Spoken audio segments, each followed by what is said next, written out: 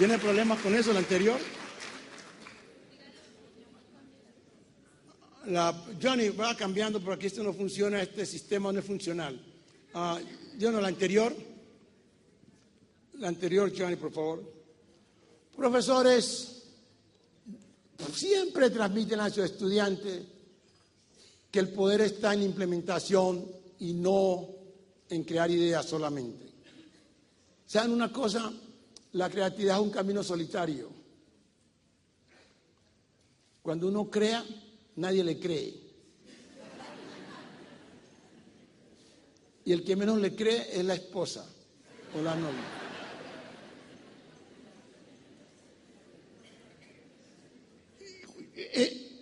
Yo siempre tomo oportunidades de las situaciones mundiales. Hay un derramamiento de petróleo en Alaska en el 80 y en el 90, creo. Y siempre se decía que iba a contaminar toda la bahía, las playas, etcétera. Y Cuero tenía su principio, siempre contrario a todo lo que los demás dicen. No, el petróleo no es contaminante, el petróleo no es polutante, el petróleo es natural, producto de los carotenos. Entonces Cuero propone cómo descontaminar todo eso en Alaska y desarrolla la primera metodología que le dio mucho prestigio a él.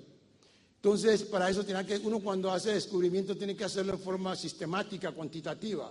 Yo tenía que demostrarlo a través de los procesos creando estos reactores. Y esto es de ingenieros, yo no soy ingeniero. Pero cuando le decía al ingeniero que había que hacer esto, él no me creía. Entonces me tocó hacer mi propia ingeniería. Entonces construí estos reactores y cuando los construyo me parecieron empíricos para venderlos. Entonces me tocó desarrollar, así en este estado, construí otros, el próximo. Cuando construyo los otros, mucho más bonitos, me dan una patente por eso y además adquiero la patente por el objetivo principal que es la descontaminación. Ustedes pueden ver las fiolas abajo, que más oscuro se ve más claro. Quiere decir que yo eliminé el petróleo.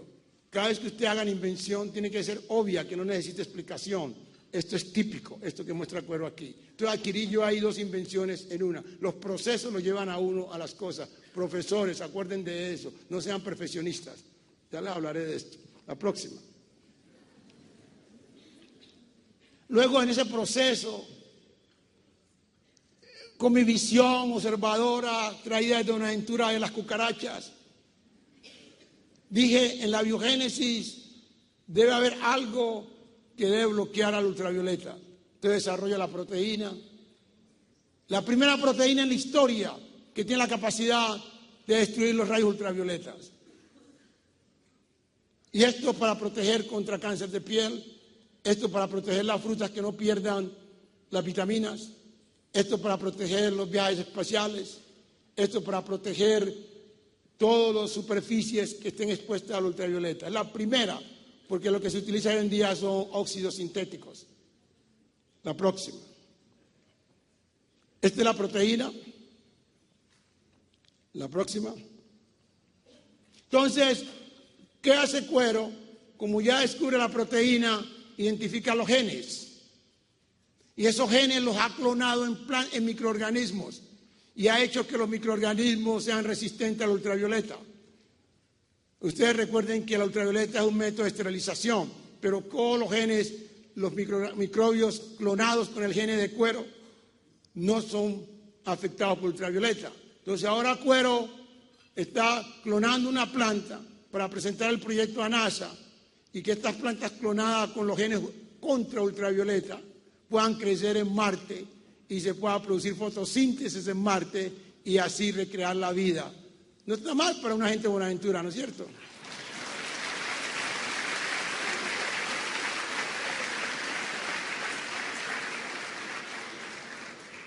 Y quiero dejarles muy claro a ustedes, recuerden esto en caso que Cuero salga aquí y lo coja un carro, que este concepto lo creó Cuero hace 4 años, de cómo clonar las plantas, hacerlas crecer en Marte para que se protejan con ultravioleta, porque Marte es abundante en ultravioleta y en hierro. Entonces yo puedo recrear la vida, pero le decía yo a los de NASA, ¿para qué buscar vida si los elementos que crearon la vida en Marte ya desaparecieron? Lo que tenemos que hacer es crear un microorganismo que pueda defenderse contra lo que existe Entonces ahí cuando uno dice, ese fue el que existió. Eso es bastante cool, decimos en Estados Unidos. La próxima. Bueno, después de todos, a mí me gusta esta foto porque hasta hace poco siempre presentaban a la persona de este fenotipo como un policía atrás, ¿no? Pero me encanta porque es la primera vez que no lo hacen. Ah, qué bien. Por un descubrimiento. De toda la prensa en Estados Unidos se pone alerta a este descubrimiento, esta persona de Colombia. La próxima. Mi universidad, Heidelberg, a quien yo les hablaba, a donde me llevaron inicialmente de gran academia, me concede el 10 el reconocimiento del mejor exalumno de la historia de la universidad. Esta es una universidad. Y no crean que por la contribución al desarrollo del conocimiento y las invenciones, un exalumno extraordinario es mejor que un cum laude. El cum laude lo hacen los profesores, el exalumno extraordinario se hace por sí solo. ¿Ok? Que les quede claro. El anterior a esto fue el que descubrió el Titanic, fue quien recibió este premio antes. Ese fue a mi universidad. Me siento muy contento de esto, porque ese fue un proceso. Esa es la misma universidad que fue muy interesante porque era la época de transición del país, donde no estábamos acostumbrados a estar cerquitas, las diferencias no estaban cerquitas en términos de los orígenes. Y nunca se me olvida que fue la misma donde yo hice mi desarrollo de la ecuación diferencial. Y los jóvenes todos eran anglosajones rubios y teníamos balleras colectivas. Entonces estábamos desnudos y todo el mundo me veía el rabo. Porque los muchachos no sabían, ellos están afectados con el concepto del alemán, quien decía, había un antropólogo alemán quien decía que el negro era más cercano al simio. Eso era cierto, eso lo tenían establecido, ¿no? En los conceptos de los años 30. Obviamente que esa era la época, usted sabe, de Hitler, ¿no? Entonces, ellos tenían una vaga idea, en verdad no lo hacían en forma intencional. Entonces siempre me miraban el rabo a ver si yo tenía remanente de cola. Pero cuando me volteaban y me veían al frente, me veían la cola al frente, ya somos iguales, ¿no? Ustedes todos somos... Entonces todos somos simios, ¿no? Somos similares, ¿no? ¿Ya? Muy interesante. Yo amo mucho a esta institución y a mis compañeros, los amo porque fueron buenos mentores para mí, muy queridos ellos. La próxima. Como decía antes, hay que tener un balance entre la práctica y lo fundamental. Yo no hablo de teoría, sino lo fundamental. Los romanos se excedieron en la práctica y los griegos se excedieron en la teoría, no en los fundamentos. Por eso ambos fracasaron, ambos fallaron. Así que hay que tener mucho cuidado cuando uno rompe ese balance. La próxima. Profesores y demás personas aquí presentes. En la historia de la humanidad, este es un dato concreto, en la historia de la humanidad tan solo el 2% de la población ha sido la que ha mantenido el 98%. Y de esos 2%, 0,1% han sido los inventores. Yo espero que Cuero esté ahí metido en eso, ¿no? Entonces aquí hay algo muy especial. Profesores y padres de familia. No esperen que todo el mundo sea inventor. No esperen que todos sus estudiantes e hijos van a ser inventores, como Cuero o como los otros. Mientras sea una persona que contribuya, que sea el 98% y que sirva de stock para que después produzca el 2%. ¿Me están entendiendo? Es importante. Pero tan solo, ¿por qué? Porque el crear no es solamente algo cognitivo, sino algo de carácter y de cultura. No todos tenemos el mismo carácter. Mi madre me tocó pararla porque yo tenía un hermano que murió y se quedó en el pueblo cargando bulto, pero él estaba contento. tenía como 20 mujeres y sostenía a mi madre, le daba alegría, ¿no? Y mi madre siempre le decía, ¿vos por qué no saliste como Raúl? Y yo me tocó decirle a mi madre, hombre, párele el cuento, que no es la culpa de él, sino que usted me hizo ahora distinta que lo hizo a él. Entonces, él le trae felicidad a mami. Entonces nunca comparen a nadie, por favor, y nunca esperen, no le pongan fuerza a sus hijos, el todo de que es una persona que contribuya, ¿ya? Entonces esto es importante, este 2% y ser 1% es importante, que les quede claro, no gasten los presupuestos como hacen muchas instituciones en tratar de hacer coberturas muy amplias. A mí me dicen, doctor Cuero, ¿por qué habiendo tanto pobre en las comunidades no salen como ustedes? Le dije, no, un momentico, no crean que el pobre es el creativo, el rico también es creativo, no sean discriminadores. Eso no tiene que ver con que sea pobre o rico, eso es un carácter, ¿ya? Inclusive que si uno se excede en la pobreza, Cuero no tuvo facilidades, pero Cuero nunca tuvo pensamiento de pobre. La gente siempre pensó que Cuero era rico. Mi padre construyó su casa en 40 años, ¿ya? Poniendo un ladrillo cada año. Y cuando lo construyó la gente pensó que era rico y él era tan pobre como los otros. Es una cuestión de carácter, ¿ya? Eso que se dice que la necesidad es la madre de las cosas, mucho cuidado con esa frase, ¿ya? Mucha gente tiene necesidad y son, ¿cómo le llaman ustedes a los homeless? Desechables, ¿ya? Recuerden ustedes que uno no lo hace el conocimiento solamente, sino la cultura y el carácter. Eso tengo yo. La próxima. Esto es lo que llamamos la curva del progreso de la selección. En un principio todos llegamos al punto, mucho cuidado que eso es lo que pasa con los países, los colegios y nuestras sociedades. Llegamos exponencialmente al pico y cuando llegamos ahí viene un plató. En ese plató que es la supervivencia, ¿ya? La sostenibilidad, muchos no pueden continuar. Y ahí es donde se vienen para abajo otra vez. Sí, son muy pocos los que llegan arriba. Esa es la curva de selección. Entonces nosotros necesitamos llegar a la segunda, no a la primera. Y eso es lo que ha pasado con los países nuestros. La próxima. Aquí sí quiero que entiendan bien esto. Nunca se me olvida, hacía muchos años no venía al país y me correspondía dictar una conferencia en una ciudad cualquiera de Colombia, no la menciono.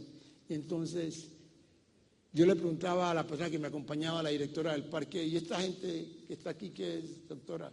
¿Por qué tanta gente? Y ella me dice, no, doctora, ellos van a hablar, ellos están haciendo un curso de lo que usted va a dar una conferencia aquí. Le digo, ¿cómo así? ¿De qué? De innovación y de emprendimiento. ¿Un curso de innovación y emprendimiento? Se me hizo raro que eso fuera académico. Entonces, escúchenme con cuidado. Aquí hay una semántica que nos ha causado resultados negativos. Invención es algo que no es obvio, que no se puede deducir de lo que uno ve, que no se puede deducir de lo existente. El sol salió, por lo tanto es de día. Eso. Esa invención es algo de esto y que trae un beneficio al individuo y a la sociedad. Eso es invención. Innovación es transformación de las cosas existentes. Después de la revolución industrial, como el hombre tuvo ya la oportunidad de tomar descanso, lo que hacía era transformar lo existente hasta el día de hoy, transformar lo existente. A los países en desarrollo no les conviene innovación, porque están transformando lo que hicieron otros países. Tienen que crear de cero para ser partners, asociados de esos países que han desarrollado cosas. ¿Alguien visto al doctor Cuero, mi hijo inteligente? Imagínense el doctor Cuero que ganó el concurso de robot.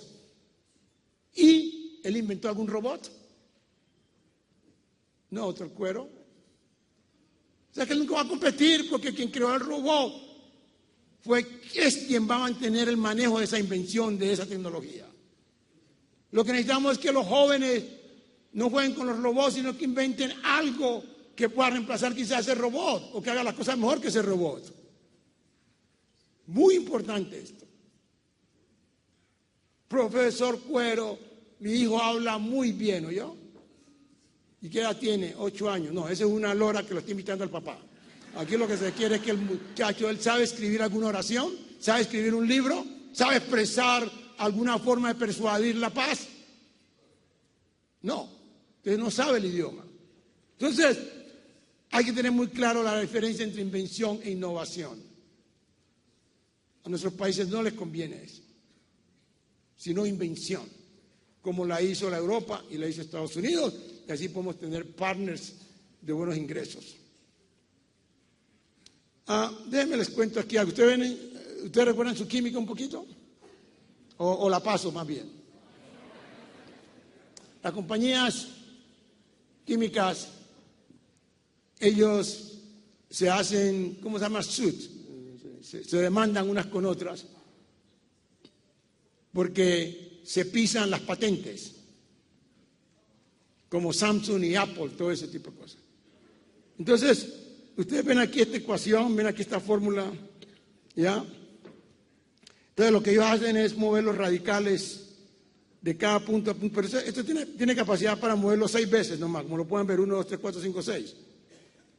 Entonces, en 10 años ya han movido los 6 y no tienen para dónde más transformar eso. Y ahí es cuando comienza la compañía a pelear. Entonces, lo que necesitamos nosotros es inventar, no mover esos radicales 6 veces, sino crear una nueva ecuación o un nuevo compuesto para poder competir. La próxima. Recursividad. La recursividad no es creatividad, por favor. La recursividad es un elemento que puede ayudar como herramienta, quizás. Hoy ya los colombianos son muy recursivos, doctor Cuero, son los magos del mundo. Se inventan todo tipo de cosas para hacer fechorías. Pero todos terminan en el hospital, en las cárceles, en el cementerio. La próxima. Hoy en día es importante que nosotros sepamos de la importancia de la información y del conocimiento. No para especular, no para hablar, no para arengar,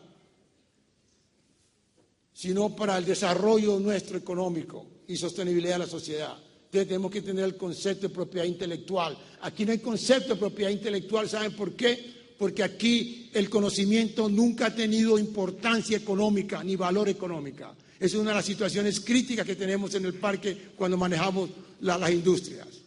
Aquí un joven viene y le dice a uno todo lo que piensa. Y entre esas cosas hay cosas muy importantes. Porque aquí no se le crea al joven, no se le crea al niño, no se le crea a la abuela. Todo se pone dentro de un contexto casual. Aquí la gente no escucha, no descifra. Por eso el concepto logístico, legalístico del conocimiento no existe, y nosotros para poder progresar tenemos que ser sistemáticos, o sea, ser legalistas en los conceptos que tenemos. Propiedad intelectual es muy importante, porque eso le va a dar seguridad, va a aumentar los desarrollos económicos de los países. Y eso es lo que ha ayudado al parque de la creatividad, como lo vamos a ver más tarde. La próxima. Voy a ser muy breve en esto. Hace 15 días están las Naciones Unidas, y cuando yo escuchaba a los países de la India, Asia y otros países hablar de transferencia de tecnología, que hay que hacer más transferencia de tecnología, más transferencia de tecnología, me tocó cambiar la introducción. Porque cuando se transfiere tecnología, ¿de qué? ¿Y gracias? Ay, que queda media hora. Tengo que acelerar esto y no he dicho nada.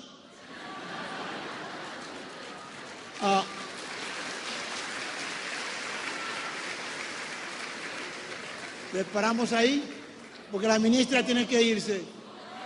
La ministra tiene que irse y tenemos que darle esto a la 1. ¿Hasta qué hora es esto? Profesora, ¿cuánto tiempo más tengo de esto? ¿Quieres terminar? ¿No? Porque esto no llevo ni la mitad de la conferencia.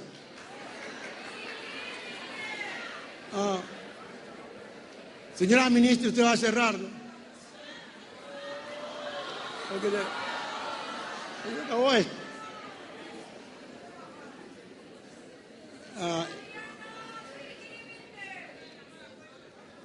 Me dice que falta media hora y no llevo ni la mitad. Pues ya.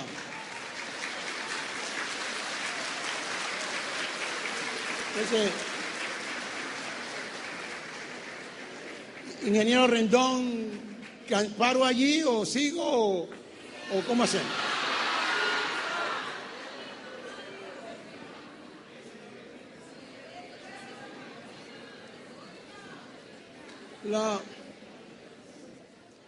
La transferencia de tecnología son tecnologías de segunda y tercera generación. Por lo tanto, no nos da capacidad de competencia. Entonces requerimos que además de transferir tecnologías, nosotros produzcamos, inventemos para tener tecnologías de primera generación, como hace el Parque de la Creatividad de Colombia. Con las tecnologías de primera generación es como los países pueden competir, pueden tener mejores ingresos para que los gobiernos puedan tener buenos impuestos y puedan construir vías, puedan apoyar la educación en forma absoluta, como también la salud. Si hay ingresos pequeños, es difícil que los gobiernos tengan el poder económico de la ayuda. Entonces, por eso tenemos que hacer invención para tener tecnologías de primera generación. La próxima. La verdad que no sé qué hacer porque yo no llevo ni la mitad de esto.